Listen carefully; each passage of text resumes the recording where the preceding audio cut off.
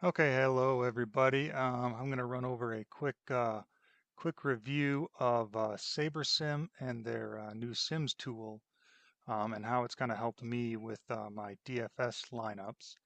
My name is Tim Humes. I've been doing DFS for probably about 10 years now, kind of off and on. Generally do football and baseball. Those are the two sports that I follow the most and have a little bit of an insight into. Um, I have kind of dabbled with some of the other sports like basketball and hockey. I just don't follow them enough to probably really get into it and spend the time about that. One of the things that has been great about SaberSim is I kind of, since I've been doing DFS for 10 years, I kind of grew up under the old mentality of you have to spend a lot of time building your lineups. So I would spend hours doing the research, um, tweaking the lineups using I've used many, probably every optimizer that's out there, tweaking the settings, getting the lineups the way I want, and it would take a long time. I would have to dedicate hours to my day just to make sure I got all my lineups. And anytime if I was running late, it was very stressful. If I was in a crunch time to try and get everything done and submitted in time before lock. So I've been using SaberSim for a little over a month now, and it's just night and day compared to the other ones. It's been a huge lifesaver, convenience, fast. They do a lot of the settings for you. There's not too much you have to tweak, unless there's different teams you like or players you like. Other than that, it basically handles everything in the background for you. So let me go ahead and walk you through a quick build that I do for baseball. So I've already got my contest file uploaded. This one's just doing some 20 max contests and a single entry that I just kind of threw in there. And the way that I generally do my build is obviously with DK, you have to change some of your projections. I've actually changed quite a few based on who I like, um, because I do like baseball a lot, so I follow it quite a bit. So I've made my changes to that. One thing that I've learned is other than doing those projections in the players is I don't mess with any of the team stacks, any of the game stacks, or any of the stack exposures until I do my build. I don't want to limit the entries that it's going to build or the lineups that it's going to build based on these settings ahead of time. So I make it a habit to not change any of that until after. I can put all my tweaks in there after the lineups are built. So what I generally do is for the settings, I want, I have 220 max and the single entry. So I'm going to say I need 41 entries. I use the 5,000 pool, GPP 20 max. You can go to single entry if I wanted to do the single entry separate. I've just kind of found that these lower entry ones, they kind of all work together. So I just run it that particular way.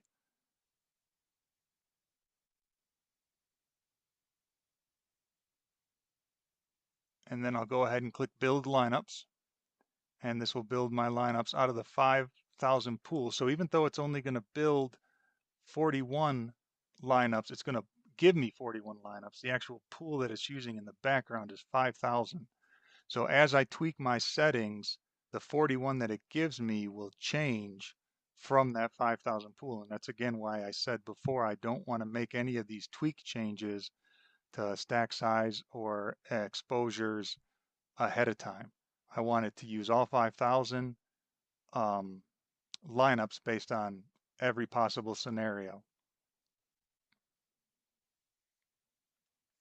And once this finishes up, I'll go in and then this is when I'll do my initial tweaks to team stacks or stacks exposure and stuff like that. So I'll go ahead and show you that. Um, Now that it's done. So I have my 41 lineups here, and I can see, I can do a quick look. This is ranked number one. It's got the projected score. I can look at the large slate score. And I can go all the way down to my 41st lineup. Now this is again with no tweaks. Obviously, it's going to show the top 41. One thing that I like to do is I like to change the uniques to set myself apart. I always start at 3. and kind of just play with around the number of lineups that it's going to get. I like to be no more than 3 times the lineups that I have. So since I have 41, I would want to stay generally around 120 as the top rank. So if I go up to 4 uniques with this particular one, it'll put me at 123. So that's going to probably be around my max, because if I change it to 5, it pushes me all the way up to 283. This is just a way that the kind of the settings that I found that I like for this particular one. Now, after I've got my uniques in there, this is where I come over to my stack exposure, and I can see I've got a 5-3, a 5-2, a 5, a 4-3, and a 4-8. I generally like, when I stack, I don't like to have any empties from multiple teams. So with a 5-3, I've got all 8 spots filled. With a 5-7, there's only one person that's going to be on a team that's not stacked with anyone else. The 5, I will. So I usually get rid of that one. I don't want a stack that has just that. So now I'm back to where there's 8, there's 7, there's 7, and there's 8. So I'm happy with that. Then the other thing I'll look at is my team stacks. Now I like Atlanta a lot today, so I want to make sure that they're in as many lineups as possible. And the way you can read some of these numbers here is you have the pool exposure, which is, this is the exposure out of all 5,000 lineups. You can see it was 32%. Now out of my 41, it's 65%. That number could be larger or smaller, and it's going to be quite a bit when you have a smaller set like 41 lineups. If you're doing 150, obviously the numbers could change quite a bit. Now, another team that I like a lot is Cleveland. And I can see that Cleveland is, I'm okay with where they are. And a lot of times I'll look at these and I'll kind of go with the pool size that they have and the lineup exposure just to do a compare. I also like the Dodgers, and the Dodgers aren't anywhere in any of these lineups. So what I might do with that is I might pull them up a little bit and at least get them in a couple lineups. So I'll put them as a min exposure to 5%. That pushes them up. That still keeps Atlanta as my top stack, which I like. I do like the Yankees a little bit. I like Seattle, but not too much, so I'm not going to worry too much about that. I like the Cubs. They've been hot, so I'm going to actually push them a little bit up. And this one, I'm actually going to push them kind of closer to their 18% they have in their large pool. So I'm going to go ahead and put 15 for that. Apply that, see what that does.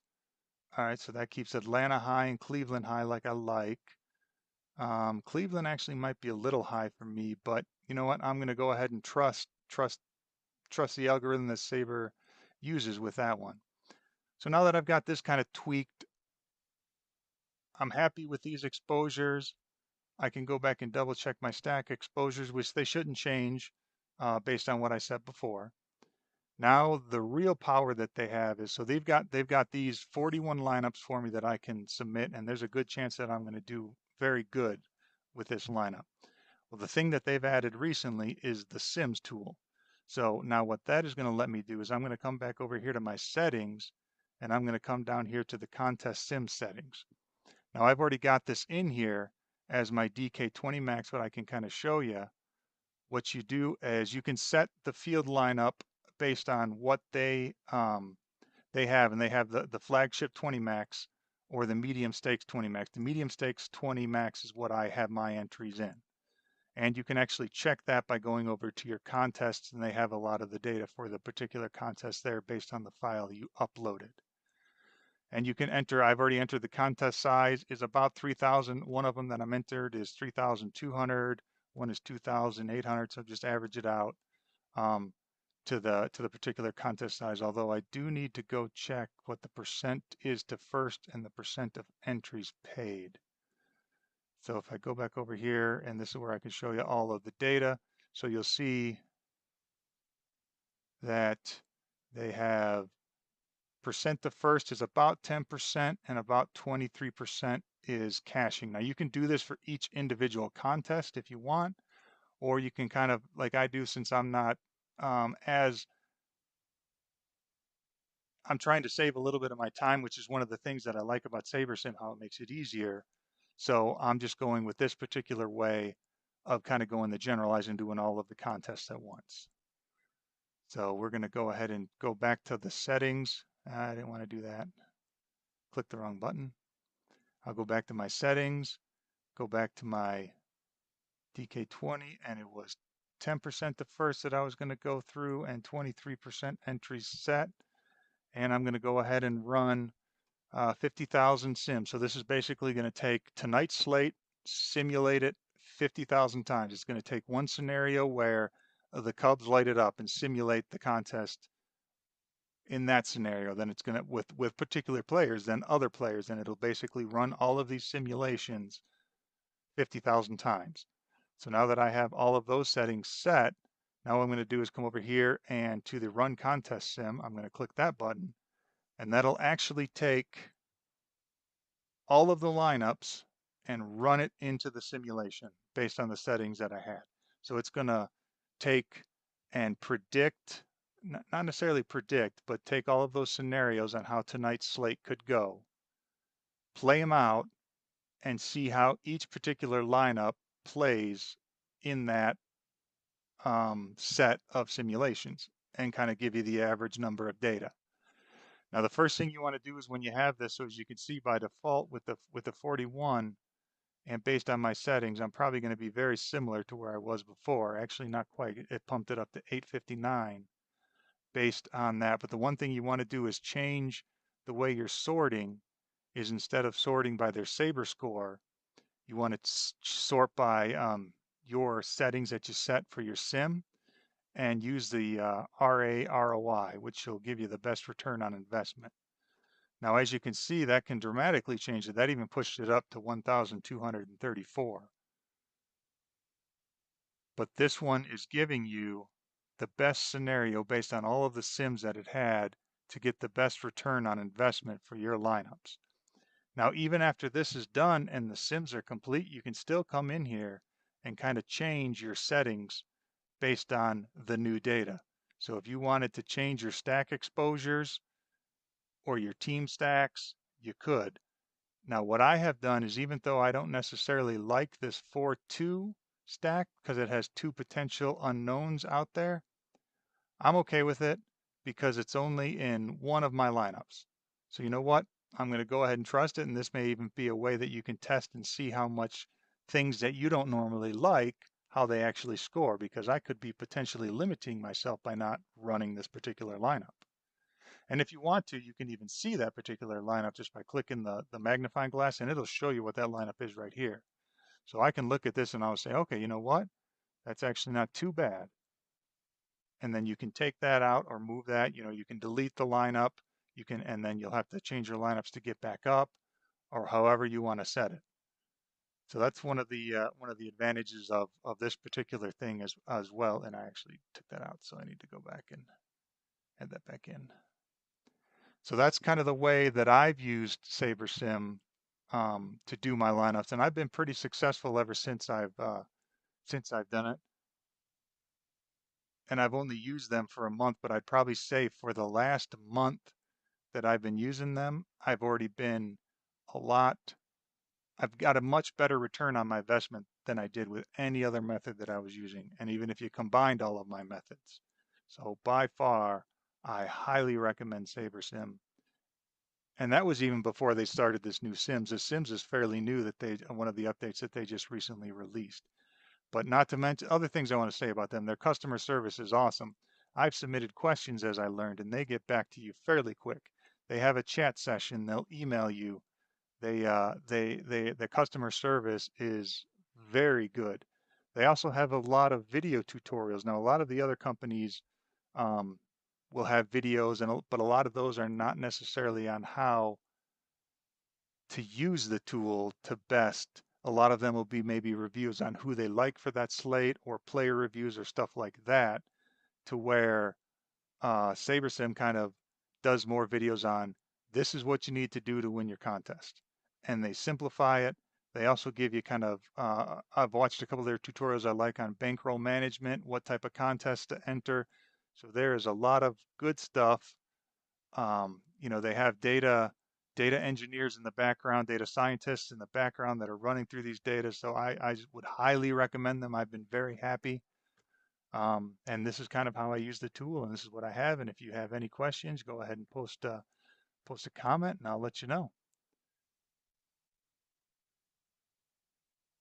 Other than that, good luck, and let's win some money.